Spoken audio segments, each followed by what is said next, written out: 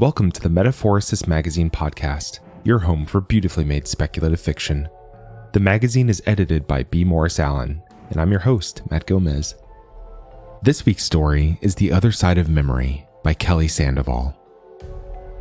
Kelly lives in Seattle, where the weather is always happy to make staying in and writing seem like a good idea. She shares her home with her chaos tornado toddler, exhausted husband, and increasingly irate cat. Her interactive fiction is available from Choice of Games, where her current title is Runt of the Litter. Find her online at www.kellysandovalfiction.com or on Twitter at Kelly M. Sandoval. That's KELLYMSANDOVAL. Let's jump in. Lord Ribbonwind of the North Star and Lady Siverstay of the Sun's Dawning request the honor of your presence at the marriage of their son, Lord Craithwin the Dawnstar, to Teresa the Fair of the Cleaved Land, Wednesday, the 39th of harvest, dusk. To attend, jump through a puddle of still water during the next full moon. P.S. Please come, Katie. I don't think I can face this without you. Love, T. Please come. Teresa made it sound so simple, as if more than 15 years and that last bitter fight could be swept away like soap bubbles on the wind, as if one world were just as good as the next. Kate set the invitation down on top of the pile of more conventional mail she'd been sorting. Bills, pre-approved credit cards, coupon mailers, all the simple, mundane business of the world she'd chosen. Teresa probably had her mail delivered by helpful woodland creatures, which was fine for her, but Kate preferred her mail without tooth marks and urine stains. Please come. Just like that. Not even an apology. No recognition of what had come after. What it had been like to be the one who came back. What did Teresa think happened when you entered the woods with your best friend and returned days later, alone and dressed in velvet rags? Kate picked up the invitation again, noting the elegant pearlescence of the paper, the way it seemed to glow. Then she tore it into tiny gleaming squares, wrapped it in coupons, and threw it in the trash. If Teresa couldn't face marrying whiny, clingy Cray alone, maybe she should call off the wedding. Sorry, Teresa, she said aloud, remembering how they used to spy on their parents through magic mirrors. I'm busy. Leaving the bills for later, she turned her attention to the window. Charlotte was on the porch, driving a toy truck through a crowd of plastic houses. Such a practical girl these days. The princess tantrums had been hard, but they'd gotten through it. Charlotte understood better now how foolish such things were. No lies about Santa, no creepy voyeuristic elves. Instead of slipping coins under Charlotte's pillow, Kate had sat her daughter down, and they'd worked out a fair market value for baby teeth. It had been harder before Tom left. He'd insisted on whimsy. Such fights they'd had. He'd refused to understand, and she hadn't been able to explain. There were doors out there. Doors waiting for Charlotte, just like they'd waited for Kate. And if they didn't teach her to scorn the dreams those doors promised, they could lose her to one. At best, she'd come back a different child, with a lifetime behind her eyes. At worst, well, not all children came back. But Kate hadn't been able to explain all that. Hadn't been able to tell Tom that in her nightmares, Charlotte wandered down an endless hallway, each door opening as she passed. In the end, divorce had felt like the only option. Sometimes, children required sacrifice. Charlotte was late coming down for breakfast the next morning. Kate found her sitting in her room, piecing the invitation back together. She'd almost finished, and the note gleamed in front of her. The horse along the border running as far as it could along the broken line of its track. Look! Charlotte stared up at her, all smiles. Isn't it pretty? Where'd you find that? The words came out sharper than Kate intended, and Charlotte's smile fell. Here? She said. I just sort of found it. Your cereal's getting soggy. Kate nodded toward the door. Get downstairs, I'll clean this up. But... Now, Charlotte. Fine. Charlotte's tone and the way she stomped to the door merited further discussion, but Kate let it pass. Kneeling to pick up the scraps, she saw that they'd already begun to knit themselves back together. Only a few pieces along the top edge were still missing. She scanned the invitation out of habit, eyes coming to rest on the PS. P.S. Katie, please. You promised. I'm scared. T. Teresa, the bold one. Teresa, who ran through doors to other worlds, dragging Kate behind her. Teresa, who swore she would never return, no matter what. Who left Kate to stumble back alone through the darkness, with no words to explain what had happened to them. What did Kate care if she was scared? And still, her shoulders tensed when she read the words, bracing as if to protect someone from a blow. "Mommy!" Charlotte called from downstairs. Kate fitted the last few pieces of the invitation into their place and watched it stitch itself whole. Then she folded it neatly and slid it into the back pocket of her jeans. How could she even think of going? It wasn't like she could leave Charlotte alone while she went chasing old pain through moonlit pools. And to take her? Make truth of every nightmare? Ridiculous. But the idea lingered. Despite her best efforts, the lure of the other side, of an open door, still felt inevitable. And the more Charlotte grew, the less she could protect her. But if she could go with her, maybe she could make it safe, guide her attention to the pathetic falseness of it all. Charlotte was a practical girl when she was home, less so around her father, and who knew what she might be like if she wandered alone through an open door. But if Kate were with her, well, it was 3 days until the full moon. She had time to decide. "But what about Rosie?" Charlotte asked, tugging at Kate's hand as they walked toward the local park. It was well past sunset, but the suburban streetlights were mostly blocking the stars, leaving the moon full and round to light the sky. "Rosie will be fine," Kate answered, not for the first time. She'd already arranged for the neighbors to check in on the little pug. She'd promised to be back in a few days, a week at most. Surely it wouldn't take longer than that. It hadn't been, last time. Taking Charlotte to an old friend's wedding, she told them. True enough. It was a wedding, at least.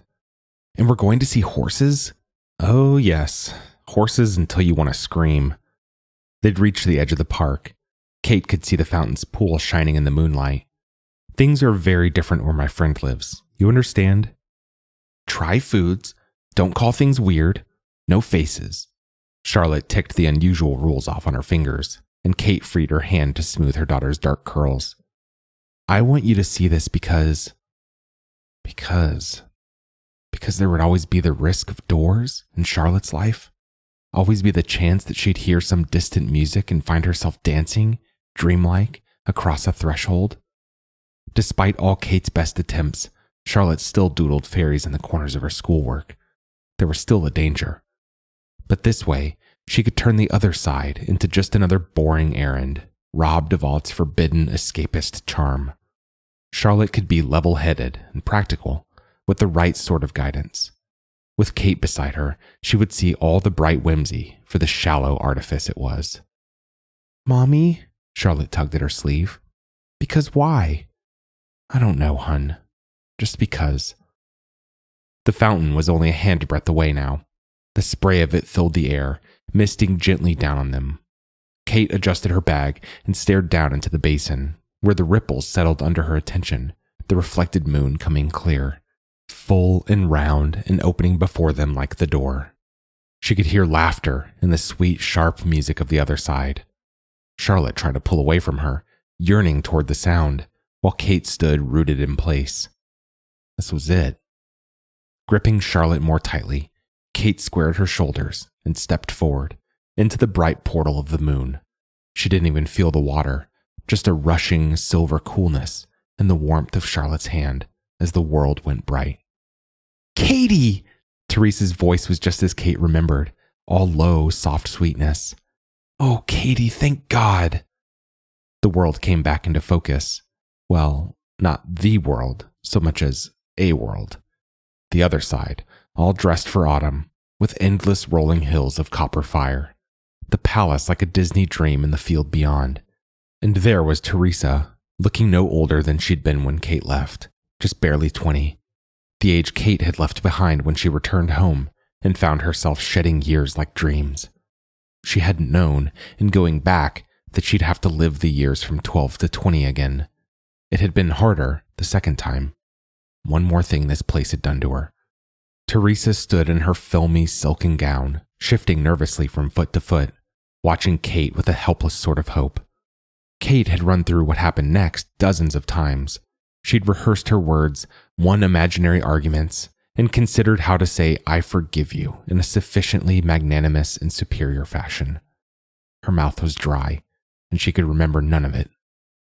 "Mom?" Charlotte was coming out of the trance of the Otherside's music, her eyes wide as she took in the lush, impossible beauty of the landscape. A herd of horses, with snow-white hides and manes like flame, were running past along the hills, and Charlotte's eyes followed them with naked longing. "Mommy, where are they going? Will we get to pet them?" "Maybe later," Kate managed to say. "Say hello to my friend. This is Miss Teresa." "But you didn't say hi." "Hi, Teresa," she said, forcing a smile. "It's been a long time." "I'm Charlotte," said Charlotte. "A kid?" Teresa asked. You always said..." "You're marrying Cray." Kate stood a little straighter, meeting Teresa's gaze as fiercely as she could. "So I don't think you can talk." Kate braced herself for one of Teresa's clever, sharp-edged retorts. Instead, Teresa flinched and lowered her eyes. "Yeah, things change, even here." That old urge, the product of a shared childhood and a secret lifetime, almost pulled Kate forward to comfort and question and try to fix. But she'd already tried to save Teresa, had opened the way back and asked her to follow. It hadn't worked. "Why am I here?" she asked, tightening her grip on Charlotte's hand.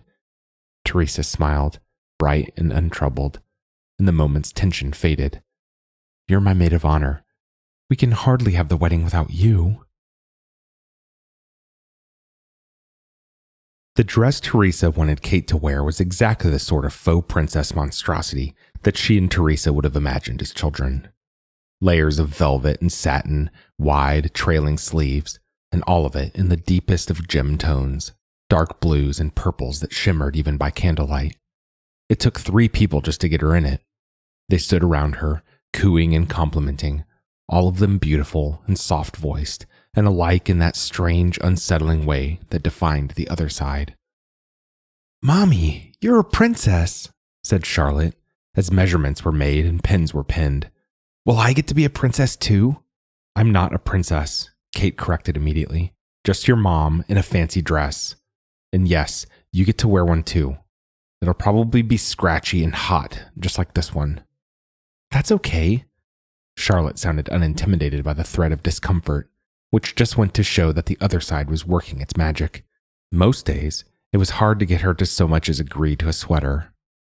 "If you could raise your arm," said the blonde-haired, angelic-faced woman on Charlotte's right. "We're almost done." Kate lifted her arm, twisting to face her. Their eyes met. The woman's, an unusual blue-green, caught and held hers. Teresa's sister had those same eyes. Growing up, they'd always been jealous of her, had tried to wish their eyes to a new shade, staring endlessly at pictures of Teresa's sister, and hoping. The woman started pinning again, and Kate looked away. "Where's Teresa?" "She's with her fiancé, ma'am," one of the other women answered immediately. "Would you like me to send for her?" "That's not necessary." In the old days, it wouldn't have been. If she'd wanted Teresa, she could have looked in any mirror and found her. In the old days, she'd have known where Teresa was the same way she knew the beating of her own heart. Now, closing her eyes, she felt nothing. The other side was Teresa's, no longer a shared magic. It was surely the better for it. Kate's memories of her last year in the other side were still uncomfortably vivid. Claustrophobic and restless, exhausted by the endless sameness, and longing for home, she'd soured on everything she'd once admired. Ever obliging, the world had twisted, growing crueler and closer to reflect her sense of it. "Can I play with your phone?" Charlotte asked. She'd clearly tired of the scraps of ribbon that the women had given her to entertain herself. "It's in my purse, hun, but most of the games won't work. They don't have Wi-Fi here." There was no harm in letting Charlotte use it until it ran down. It wasn't like they'd be making any calls. And we can't charge it either. Why not? Charlotte asked. No electricity. It seemed a good time to push the point. No TV, no video games, no phones. Internet? Nope. But how do they... Charlotte paused, overwhelmed by the enormity of the lack. How do they do anything? They don't. Pretty boring, huh? Charlotte looked from the phone to the ridiculous dress the women were constructing around Kate. Yeah, she said hesitantly. Pretty boring. Would you like me to take her down to the menagerie, ma'am? The woman who'd given Charlotte the ribbons asked. She looked a little older than the others, about Kate's age, a 12-year-old's idea of all grown up. No thanks. But despite herself, Kate flashed the woman a grateful smile. It was always nice to have someone willing to pitch in. I'll take her down later, maybe with Teresa. I'm sure she'd enjoy that. The woman stepped close to her, pitching her voice in that low, quiet way that spoke of secrets or worry. Ma'am? Kate let her arm drop as the one with the familiar eyes finished pinning. This is your second visit. You... The woman paused, looking away. You still remember, don't you?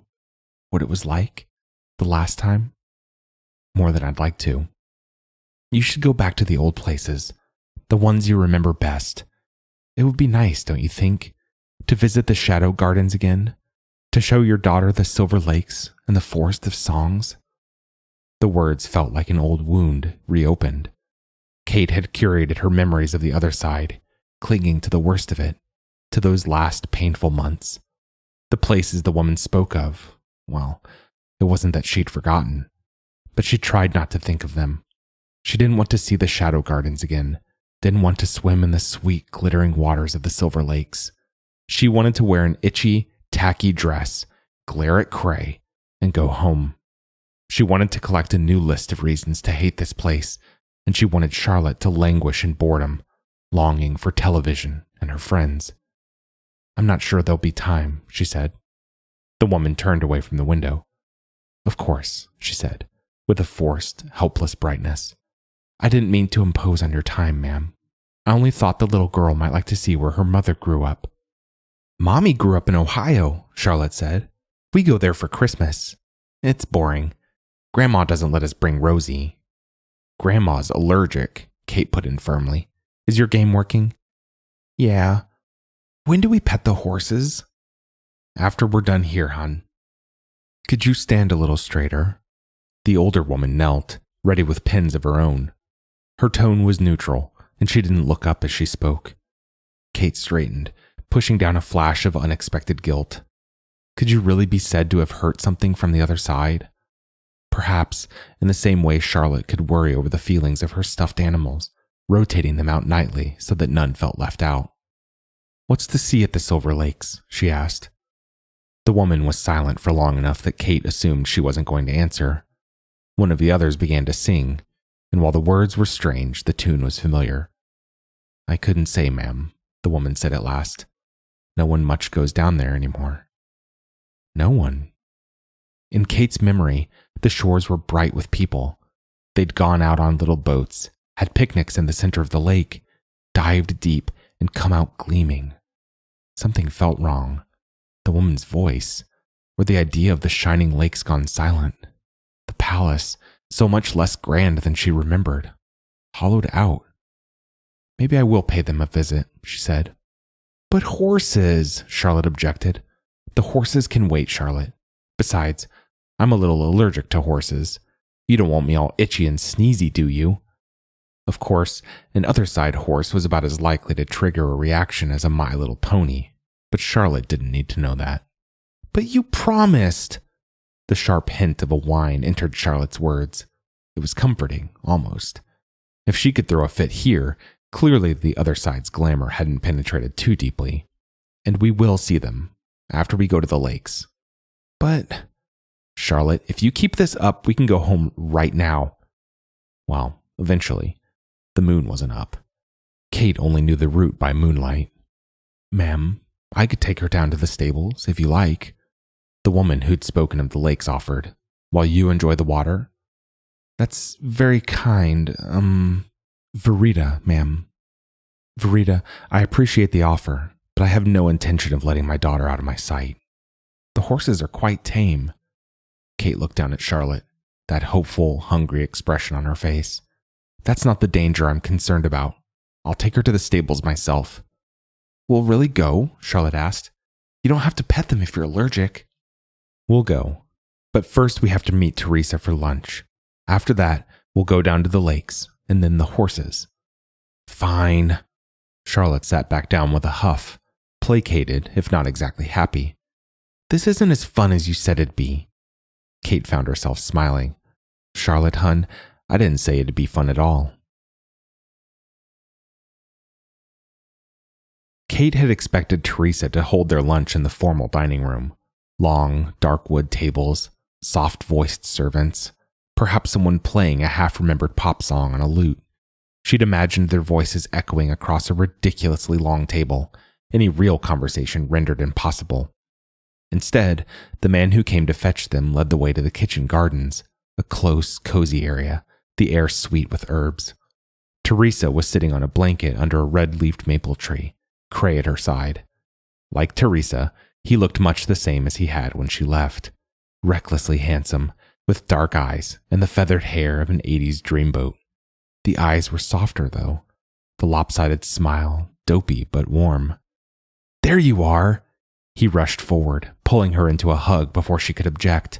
Ever the overexcited sidekick, too eager for affection. I knew you would come. Didn't I say? I did. You'll stay, won't you? We've missed you so. Just until the wedding, Kate and Teresa said, both at once, in the same long-suffering tones. Teresa smiled, though, patting the spot next to her.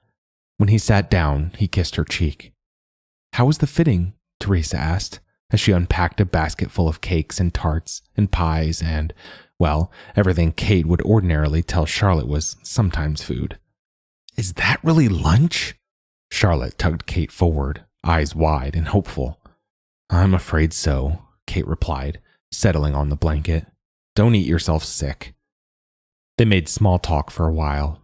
Dresses, flowers, Cray's new passion for cooking. It was always something. Often whatever could best get him into trouble. Mermaids, dragon's eggs, phoenix watching. Cooking seemed a safe, even charmingly domestic hobby. In some ways, perhaps, Teresa was growing up. Charlotte soon grew bored and lay stretched out on the grass, drowsily making daisy chains and ignoring them. And of course, there will be dancing, Cray was saying with inexhaustible enthusiasm. You remember the balls we used to have, don't you, Katie? Like the one where the wyverns attacked, and I remember, Kate admitted, carefully keeping her tone neutral. They had been fun, of course. Ridiculous dresses, jeweled masks, and always the right dash of adventure, any time the experience grew dull. We don't have many dances back home. You must miss it, he said, and she wasn't sure whether the tone was wistful or wheedling. She had at first. Despite her desperate need to escape and the inevitable pain of return, she'd spent those early months of therapy longing for her lost friend, her lost world. With time, the want grew bitter. Eventually, you have to let things go, she said. That's giving up, Teresa replied, meeting her gaze. The same argument they'd fought again and again with increasing urgency in the days before Kate finally left.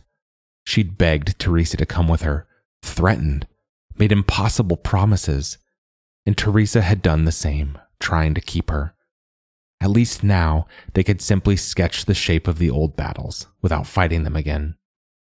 I missed you, Kate said, meaning it's not you I gave up on. I'm sure you made new friends, Teresa replied. Meaning what? That she, alone on the other side, could not do the same? Eventually, Kate admitted. I didn't talk to many people at first. My parents thought I'd been kidnapped. They kept me home, brought in a therapist. I saw. Teresa's voice was soft. I'm sorry. And wasn't that what she'd been waiting to hear? But Kate couldn't find the words to reply, not with recrimination or acceptance. She watched Teresa stare at her hands, and all she wanted to do was hold them in her own, take the hurt from her eyes, make it better. But she didn't even belong to the same world. Not anymore. I promised we'd go for a walk after lunch, she said, tugging at Charlotte's shoe to get her attention. I'll see you both at dinner. It was easier to leave than risk more fighting. It always had been. The walk to the Silver Lakes was so uneventful that Kate felt nearly as bored as Charlotte, who stomped along at her side. The woods were quiet, and the autumn leaves drifted around them as they walked, a dry rain of red and gold.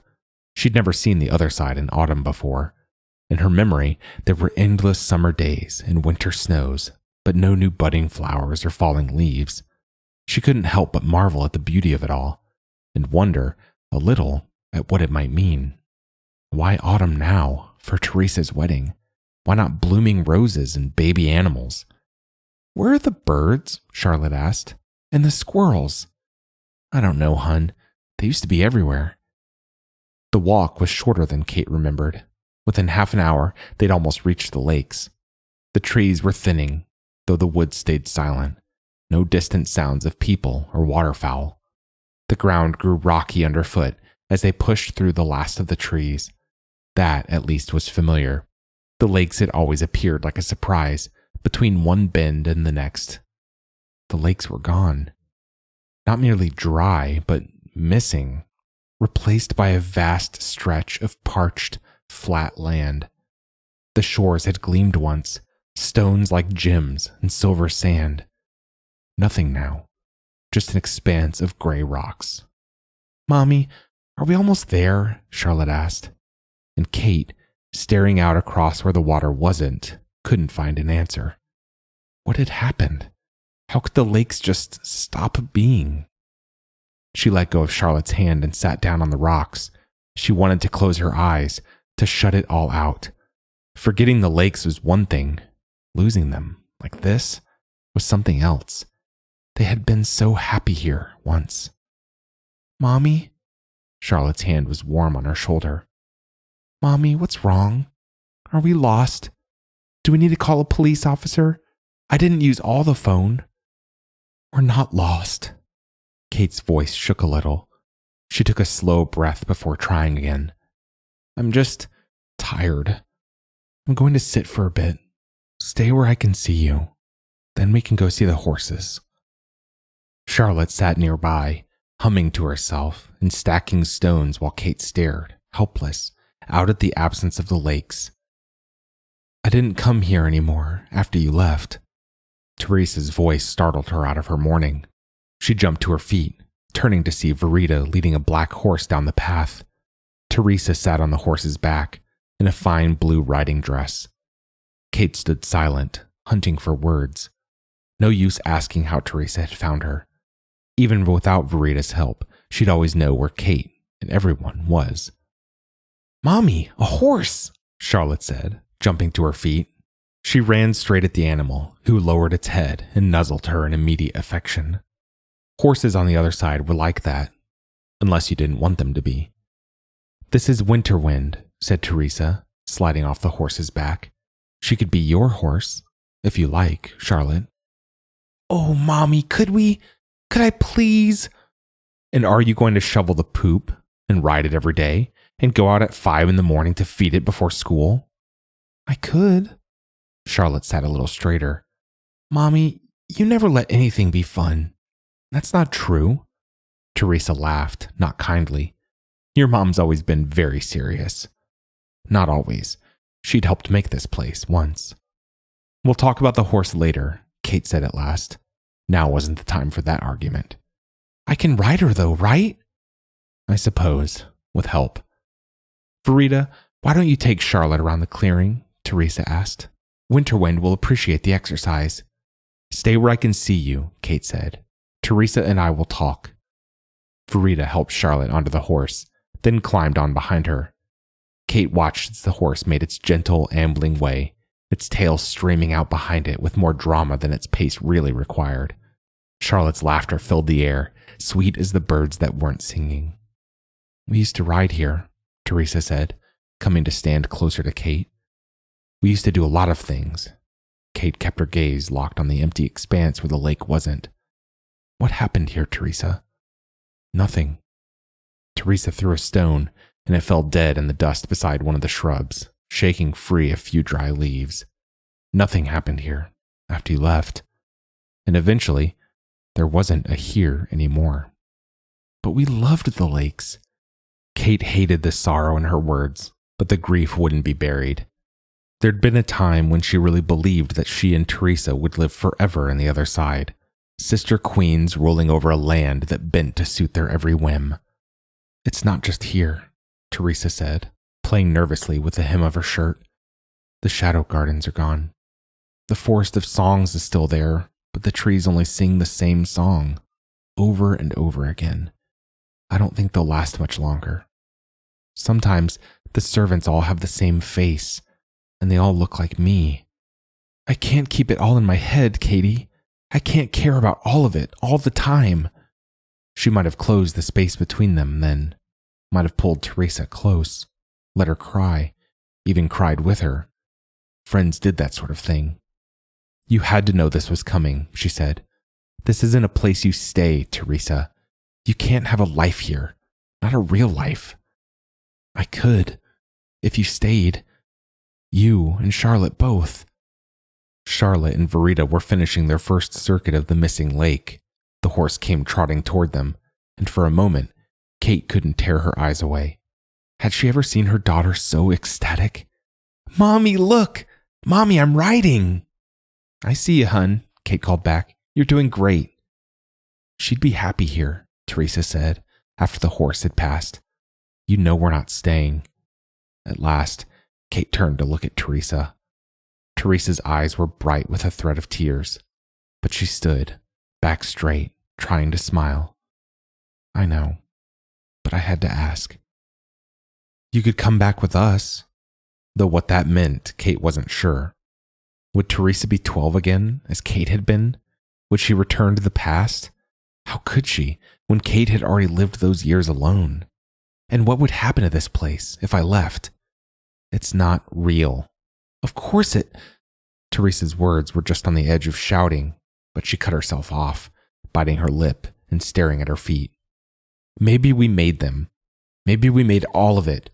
But that doesn't mean they're not real. They have feelings. Good days and bad days. They die. They mourn. They are real, Katie. And they're my responsibility. If I leave, it all falls into ruin. I can't do that to them. You said they're already fading. That's why I have to save the ones I can. She glanced back up, offering a watery smile. I guess I thought, if you saw what had come to here, you might want to help. Kate held out her arm, and Teresa stepped close. She was shaking, and for a second, Kate loved her as much as she ever had. Her best friend. The two of them lost, hurt, and ready to take on the world together. To make a world together, if that's what it took to feel safe. Kate hiding from her mother's anger and her father's absence. Teresa washing away under an endless list of expectations, a bar that moved higher every time her fingers brushed it. And then a door, and a song, and a lifetime. She'd left Teresa. She'd had to leave her. When the world grew poisoned with her own restless bitterness, when the fruit rotted and the servants grew snide, when, suddenly, there was horse shit in the stables, and Cray, always amusingly obnoxious, grew menacing. What choice was there then? I'm sorry, Terry. What am I supposed to do? Teresa asked. Despite her shaking, her voice was steady. Come back, Kate wanted to say. Come with me. I'll protect you. You'll be Charlotte's big sister. We'll be best friends. Whatever you owe this place, you don't owe it this. She stroked her friend's arm, leaning so her cheek rested against her hair. Keep fighting, and I'll come again, if it helps, if you want to see me. I can't open the door often, Teresa replied. I don't know what'll be left next time. It might just be me. Then we'll go back together. Charlotte and Verita came round again, and Teresa stepped away, brushing at her dress. Your daughter's lovely, you know. She reminds me of you. Her father? No one you know. We're divorced. Oh, sorry. Don't be, Kate said. Sometimes people just aren't meant to stay together, you know? Teresa laughed. Oh yeah, I get that. You and Cray? Kate asked. Teresa's smile didn't fade, though she shook her head in helpless, amused denial. He's Cray, you know? Our perpetual fanboy. Everything that ever irritated us, just so we'd have someone to be irritated with. From experience, I can't say that's the best basis for a marriage. He's the realest one here, Katie. The one we paid the most attention to. Half our adventures, he was with us. The other half, we were trying to save him. I guess I'm still trying to save him. The horse had reached them again, and this time, Verita slowed it to a stop. Kate stepped forward, and Charlotte slipped off into her arms. Don't you want to ride, Mommy? Sorry, hun. Kate ran her fingers through her daughter's wind-tangled hair, trying to pat it back into order. We've got to help Aunt Teresa get ready for her wedding, okay? More itchy dresses? I'm sure they won't be that itchy. And there's a cake and flowers, and I bet Aunt Teresa will even ride her horse Moonfall down the aisle. And you'll ride Everstar? Teresa asked, rubbing at her eyes. Of course. The wedding was everything it had to be, a fairy tale impossibility. The bridal party on horses, doves singing the wedding march, and Teresa a confection of white, riding down an aisle that Charlotte had enthusiastically coated in scarlet petals. Even Cray did his part, strikingly handsome in his black suit and short cape. Teresa said her vows, making a promise to protect Cray, to stand by his side, to serve the other side for as long as she lived. As long as it lived, Kate thought, and she let herself cry. Why not? Everyone wept at weddings. In the celebration that followed, as Charlotte ran from table to table with giddy abandon, Kate sat alone, watching them all. The parents of the groom still held the sparks of stars, their skin gleaming under their wedding silks.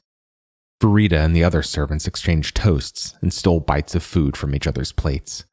Cray kept looking over at Teresa, awestruck, as if, even with the wedding over, he couldn't quite believe that she'd picked him. And they were all real, and they were none of them more than what Teresa needed them to be. No one stepped on her dress or started messy, drunken fights. Only Charlotte, running with a plate full of cake, caused any sort of chaos. Kate felt the old itch, the longing to get away from the other side, with its patterns and its predictability, to go back to a world that didn't care about her, if only to be surprised. She drank her wine, and she watched Teresa, and she waited for the moon. The party had quieted, and Charlotte lay drowsing in Kate's arms when the moon finally reached its peak and the silver path lay clear before her. Kate stood, cradling Charlotte close, and picked up the bag she'd tucked discreetly under the table.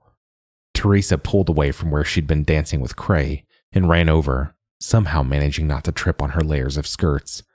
They stared at each other for a second, then leaned together, Teresa hugging her as best as she could around the sleeping Charlotte.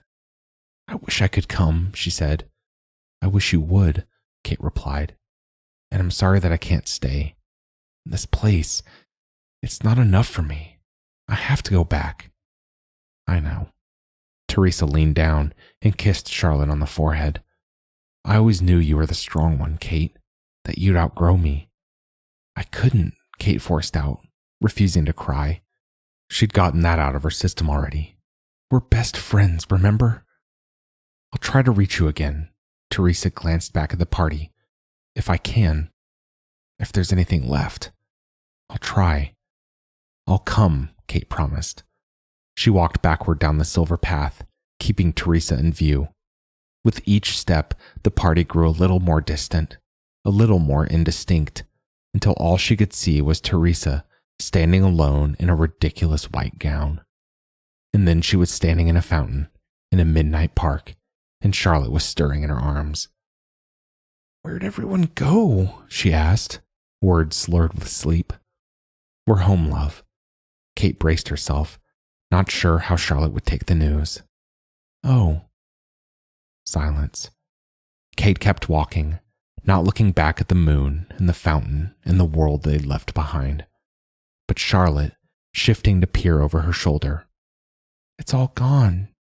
That's how it works. Can we visit again? At first, Kate's throat tightened. The old fear of doorways and forever is taking over. But then she looked back too, admiring the water, so silver in the moonlight, like the lakes Charlotte would never get to see. I hope so. I think Aunt Teresa would like it very much if we did. And you too? And me too. Good. Charlotte yawned and nuzzled against Kate's chest. Let's go home, Mommy. Kate kissed her daughter's curls, then swung her down to stand. Lead the way. My arms are getting tired. After a few sleepy steps, Charlotte found her usual energy, and Kate let her run. The moon cast everything in silver, and Charlotte knew the way. There was nothing to be afraid of. Kate looked back one last time, smiling in case Teresa was watching. Then she turned and followed her daughter home. That was The Other Side of Memory by Kelly Sandoval. Thanks for listening. If you enjoyed this episode, we'd love if you'd leave us a 5-star review on Apple Podcasts, or better yet, share the magazine and podcast with a friend. If you'd like to listen to more speculative fiction, visit us online at magazine.metaphorosis.com or on Twitter at metaphorosismag.